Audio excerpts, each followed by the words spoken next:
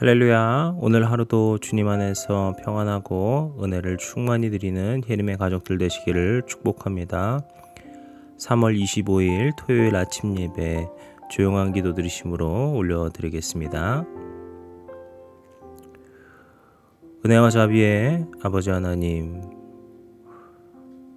오늘 이 시간에도 주님의 말씀을 듣고자 주님께 예배와 찬양과 경배로 나아가고자 나온 주의 백성들 주님께서 어루만져 주시고 우리의 예배를 기뻐 받아 주시옵소서. 우리가 각자의 자리에서 주님께 마음을 모아 예배드릴 때 주님께서 그 자리 가운데 있는 그 심령들 위에 늘 함께 하시고 그들에게 복을 주실 줄로 믿습니다. 주님께서 그렇게 오늘 모든 순간순간을 주관하여 주시옵소서. 우리 주님 예수 그리스도의 이름으로 기도드렸습니다. 아멘.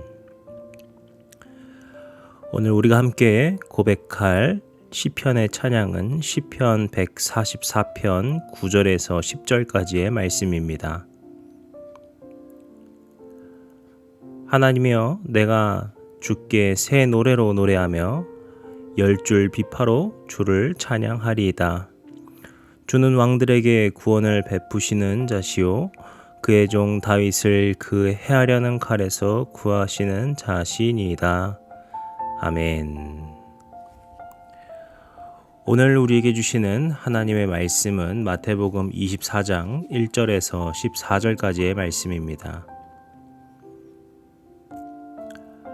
예수께서 성전에서 나와서 가실 때에 제자들이 성전 건물들을 가리켜 보이려고 나아오니 대답하여 이르시되, 너희가 이 모든 것을 보지 못하느냐? 내가 진실로 너희에게 이르노니 돌 하나도 돌 위에 남지 않고 다 무너뜨려지리라. 예수께서 감람산 위에 앉으셨을 때 제자들이 조용히 와서 이르되, 우리에게 이르소서, 어느 때 이런 일이 있겠사오며 주의 임하심과 세상 끝에는 무슨 징조가 있사오리이까?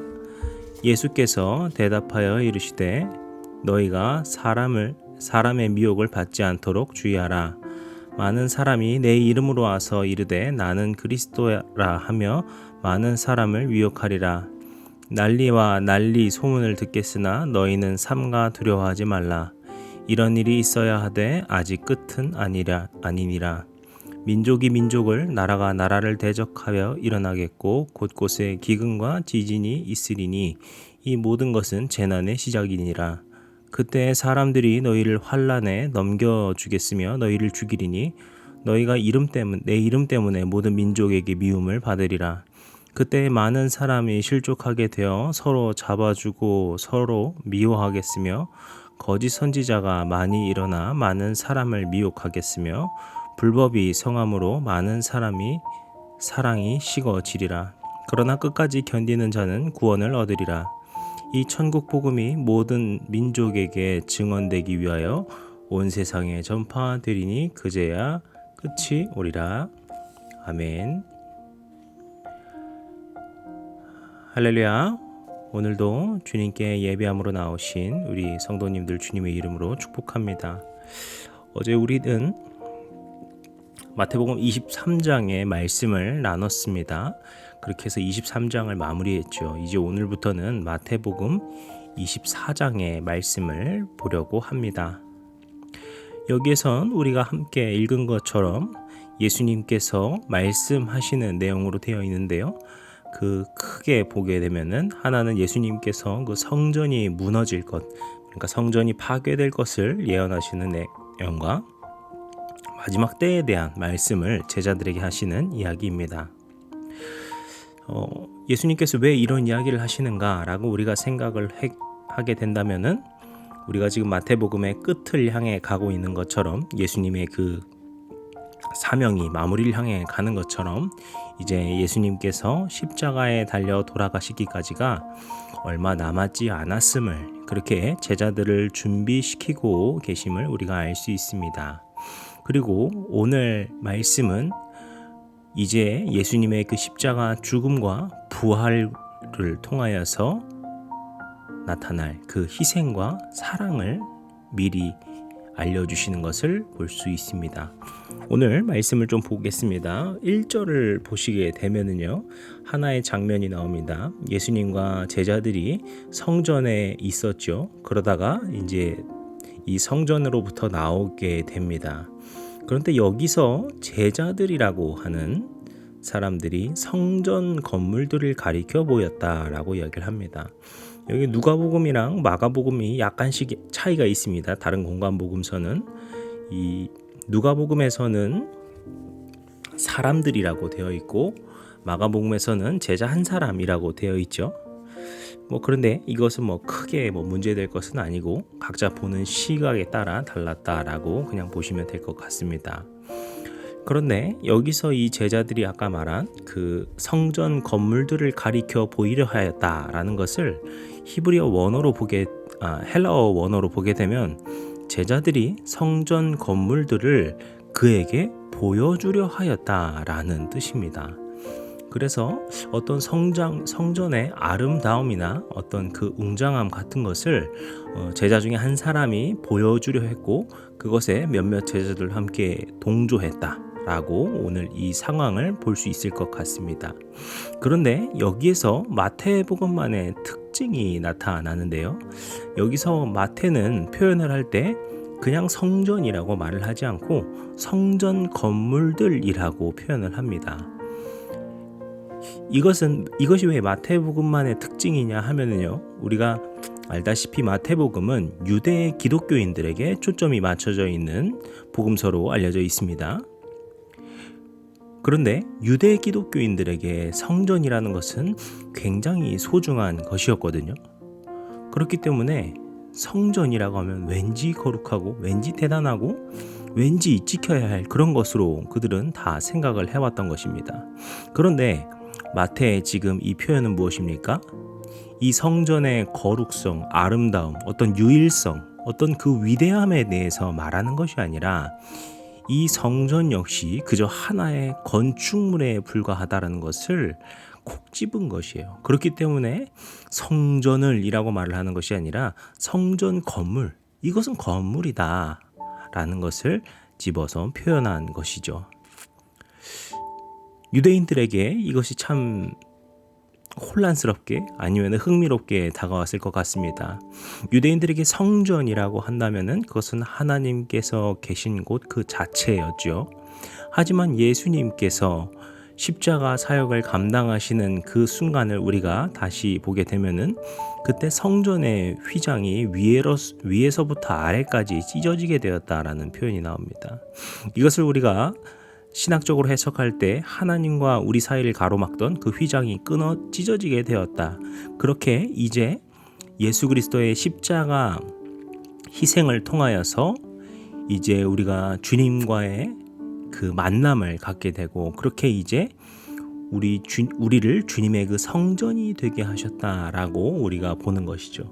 그렇기 때문에 이제 이 성전이라는 곳은 예전에 그 출애굽 때나 다윗 시대와 같은 솔로몬 시대와 같은 어떤 주님의 장막, 주님의 거룩한 성전이 되는 것이 아니라 이것은 지금 그저 건축물이다라는 것을 그들에게 일깨워 주고 있는 것이죠. 이러한 이야기가 2절에 예수님의 말씀을 통하여서 더욱더 확실해지죠. 예수님께서 이렇게 말씀하십니다. 돌 하나도 돌 위에 남지 않고 다 무너뜨려지리라. 이것은 성전이 무너질 것을 말씀하시고 예언하신 것인데요. 그래서 이 일이 실제로 기원 후, 그러니까 AD 70년에 로마 황제 티투스에 의해서 이스라엘 성전이 완전히 파괴되는 사건이 일어나는데 그것에 대한 성취로 보기도 합니다. 그때 이제 이스라엘 유대인들이 반란을 일으키게 되죠. 독립을 위해서.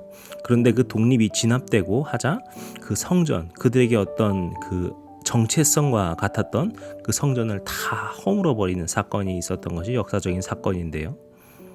그래서 예수님께서 지금 말씀하신 것이 그때 그 사건을 미리 예언적으로 말씀하신 것이다 라고 해석하기도 합니다. 하지만 이것을 단순히 그때의 그 미래를 예언하신 것으로만 보기는 좀 그럴 것 같습니다. 여기서는 앞서 이야기한 부분이 더욱더 핵심이라고 볼 수 있겠죠.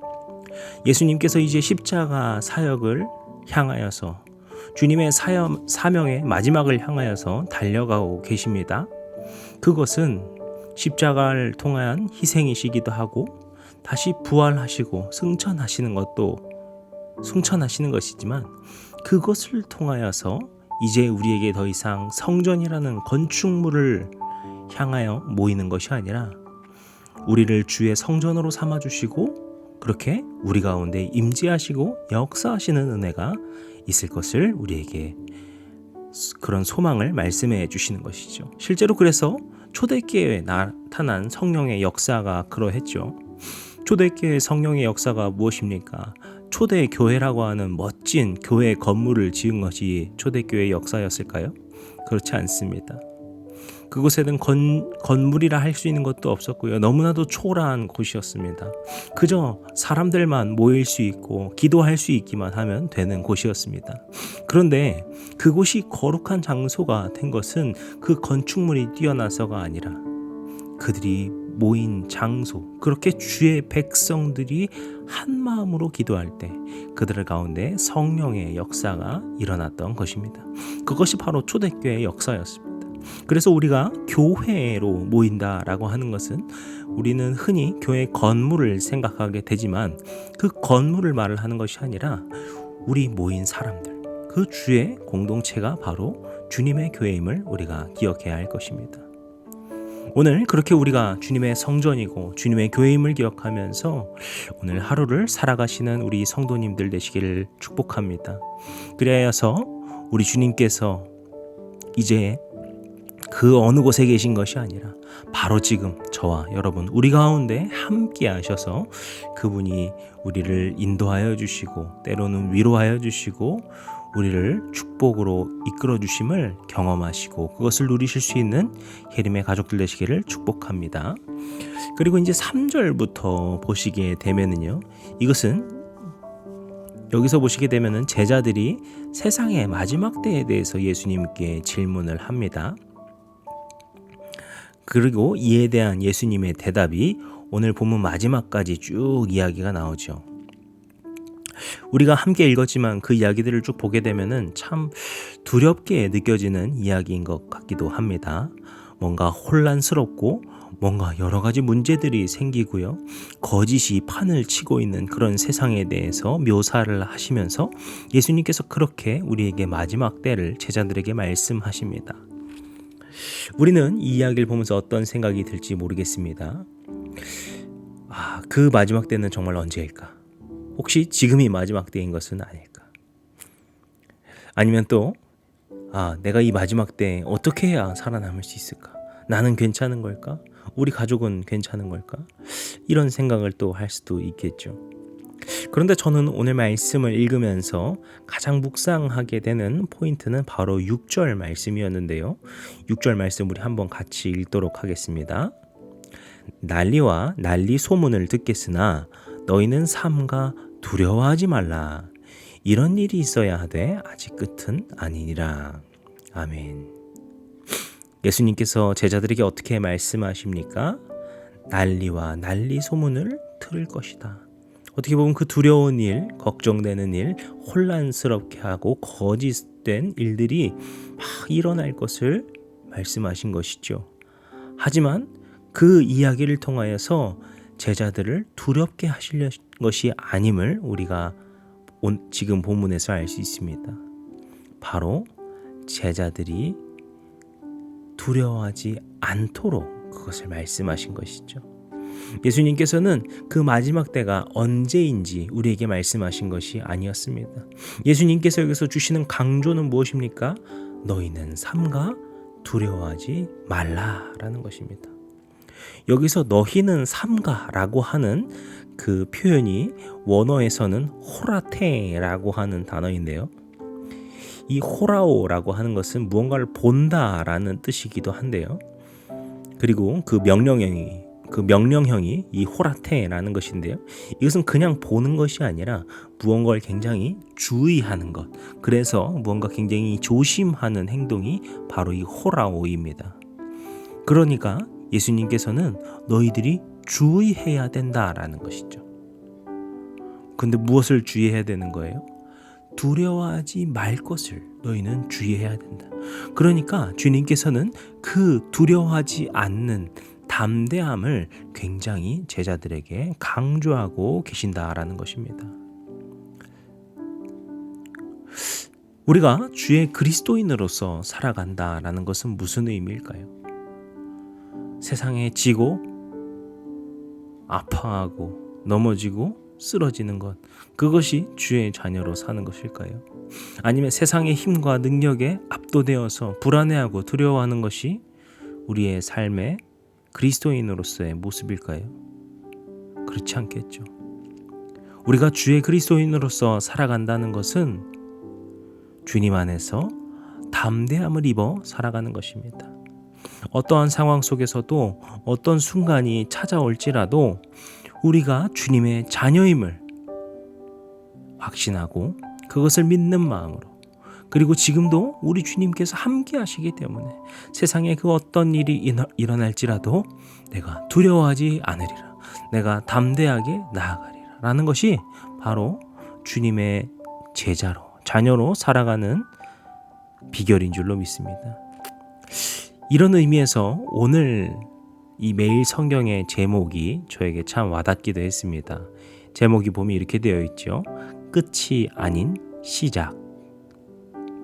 무슨 말입니까? 예수님께서 지금 말씀해 주시는 것은 이제 세상이 언제 끝날 것이다, 언제 종말할 것이다, 언젠가 그 두려운 일이 일어날 것이다 라는 두려움을 우리에게 말씀하시는 것이 아니라 그때가 될 때 우리가 새로운 시작과 출발을 할 것을, 이제 주님과 함께 동행하는 그 복음의 삶을 살 것을 제자들에게 약속해 주시고 그들에게 그런 소망을 주고 계신 것입니다.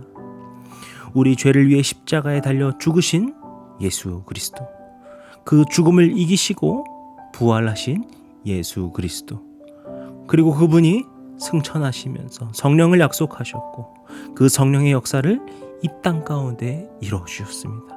그런 주님의 놀라운 은혜를 입고 그 은혜의 권능으로 살아가는 것이 바로 우리 주의 자녀들의 모습인 줄로 믿습니다. 사랑하는 성도 여러분, 오늘 저와 여러분의 삶 가운데 주님께서 주시는 믿음과 담대함에 덧입혀 그 능력으로 살아가시는 주의 자녀들 되시기를 축복합니다.